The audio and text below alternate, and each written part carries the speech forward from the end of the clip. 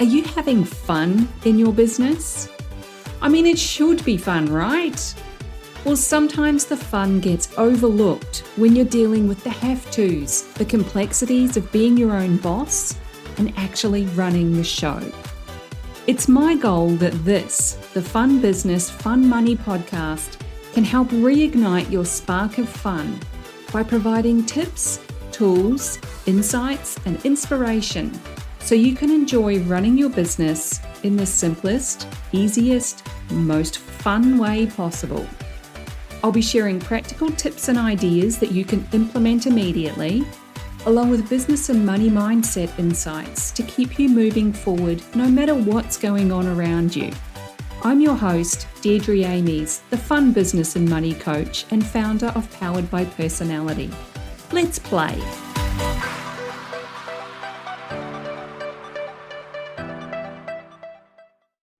Hey there, and welcome back to the Fun Business, Fun Money podcast. I'm your host, Deirdre Amies. This is a quick tip episode, and I have a feeling it's not only going to be quick for you to shift your thinking about this one, but it's also going to be quick for me to say.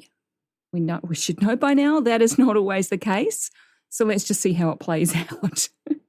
If you listened to the last episode, number 117, about whether you should niche or not, and some things that you need to consider when you make that decision, you'll know that I'm breaking down my niche process into bite-sized pieces over a few episodes.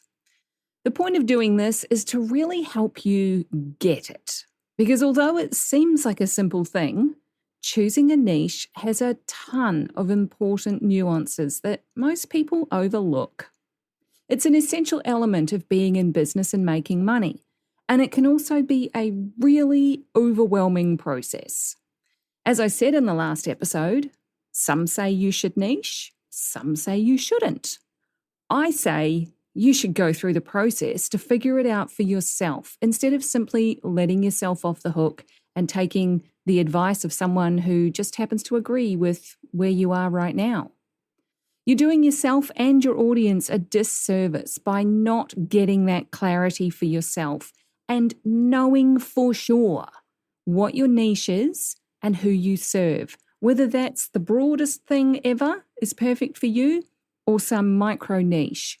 Go through the process. So make sure you hit follow on your chosen podcast platform. Go on, do it right now so you get the notifications when each of these new episodes go live. That way, you won't miss any of the insights. Today's quick tip is one of those important nuances in the form of a question. Why do people spend money? Why do they? Why do you? Getting the answer to this one goes a long way to defining your niche and the people that you want to work with. Because I highly doubt that anyone has ever said, I want to work with the most difficult clients possible. I want to work so damn hard to get my message across to those particular people that I will accept high stress and low pay, not being paid at all. I'll accept being ghosted, chargebacks and failed payments, and let's throw in some burnout, because I'll be trying to handle it all with a smile. Nobody ever said that. And side note, if that's how your business feels and operates, please stop immediately. Your physical and mental health are far more important than the accolades of saying that you pushed on through and you conquered that mountain. You'll live a much longer and happier life without that kind of stress. Something else that I mentioned in the last episode that bears saying on repeat. There is someone else better suited to helping the people that you don't. And I'm also going to add, you can't help everyone, and you really shouldn't. So let's get into this question of just why do people spend money? And I know there's an obvious answer there because that's how society is set up. That's not what we're talking about here. Why do people spend the money that they have? Well, I'll tell you straight up, they spend money because of improvement. People buy improvement. Whether that's a product or service, everything that we buy is in pursuit of some kind of improvement. If it's a new dishwasher, you're probably wanting to improve the experience that you have cleaning up the kitchen. If it's a weekend away somewhere nice, wanting to improve how you feel, to relax, to feel better about life in general. There's no real logic to our buying decisions because it's almost always an emotional decision, not a logical one. A perfect example of this is back when we were selling our last house. We discovered at the last minute, literally a week before the auction, that the shower in the one-bedroom flat or apartment over our garage was in desperate need of retiling and waterproofing.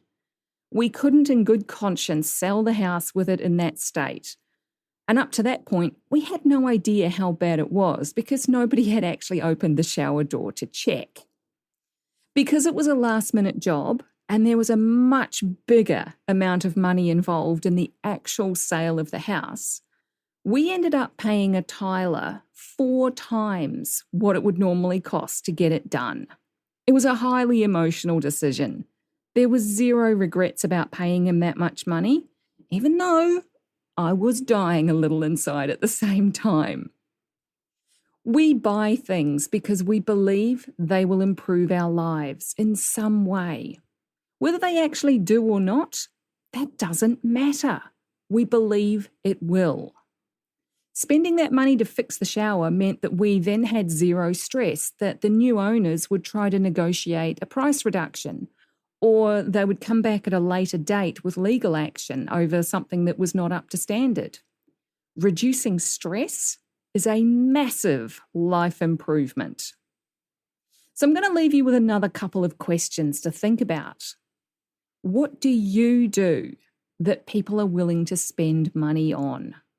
What's the transformation they get from your expertise, from your products or your services?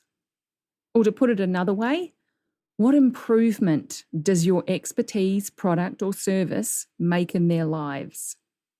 I would love to hear your answers to these questions.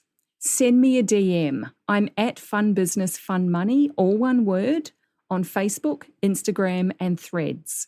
If you're on LinkedIn, I'm Deirdre Amies there. Maybe you reduce stress. You save them time, energy, money, their sanity.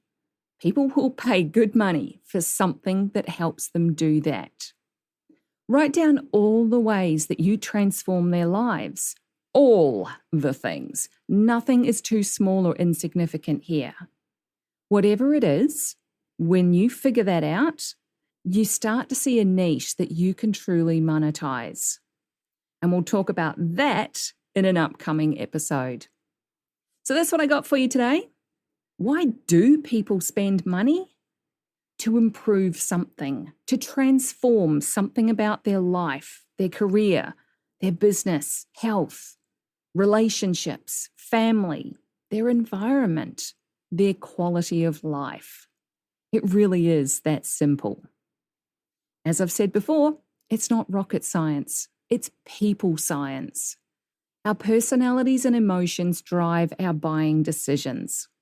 That's how my expertise helps you improve and transform, by reducing the stress of figuring out why people do what they do and how to align your business with what they want.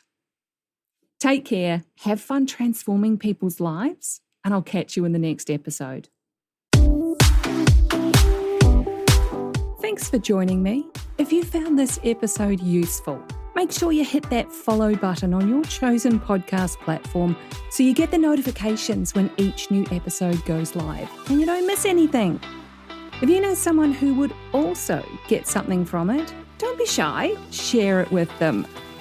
One of the best things about being a business coach for online entrepreneurs is helping them make sense of their creative ideas and turn them into a simple, clear business system that actually makes money. A client recently described me as a castle building expert. You've got the big vision and some of the building materials already. but you don't quite know how to bring it all together into a solid foundation. Then I come along and I show you the blueprint that makes sense of it all. I love that analogy. And I'd love to show you your personalised blueprint, the one that's just right for you and your clients. But I can't do that until you join Ignite, my business and money coaching program. So head on over to deirdreamies.com/ignite for all the details. Fill out the application form and let's talk about building your castle in the simplest, easiest way possible.